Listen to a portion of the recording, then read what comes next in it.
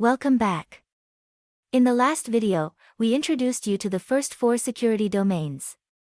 In this video, we'll introduce you to the next 4 security domains: identity and access management, security assessment and testing, security operations, and software development security. Familiarizing yourself with these domains will allow you to navigate the complex world of security. The domains outline and organize how a team of security professionals work together. Depending on the organization, analyst roles may sit at the intersection of multiple domains or focus on one specific domain. Knowing where a particular role fits within the security landscape will help you prepare for job interviews and work as part of a full security team. Let's move into the 5th domain, identity and access management. Identity and access management focuses on keeping data secure by ensuring users follow established policies to control and manage physical assets, like office spaces, and logical assets, such as networks and applications. Validating the identities of employees and documenting access roles are essential to maintaining the organization's physical and digital security.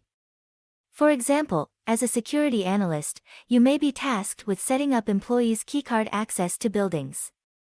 The 6th domain is security assessment and testing. This domain focuses on conducting security control testing, collecting and analyzing data, and conducting security audits to monitor for risks, threats, and vulnerabilities. Security analysts may conduct regular audits of user permissions to make sure that users have the correct level of access. For example, access to payroll information is often limited to certain employees, so analysts may be asked to regularly audit permissions to ensure that no unauthorized person can view employee salaries. The 7th domain is security operations. This domain focuses on conducting investigations and implementing preventative measures. Imagine that you, as a security analyst, receive an alert that an unknown device has been connected to your internal network. You would need to follow the organization's policies and procedures to quickly stop the potential threat. The final, 8th domain is software development security.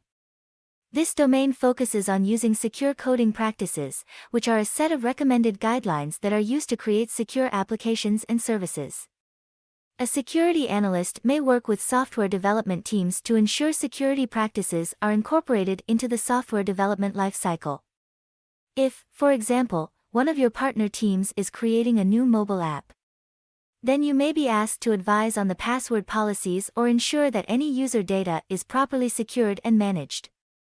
That ends our introduction to CISSP's 8 security domains.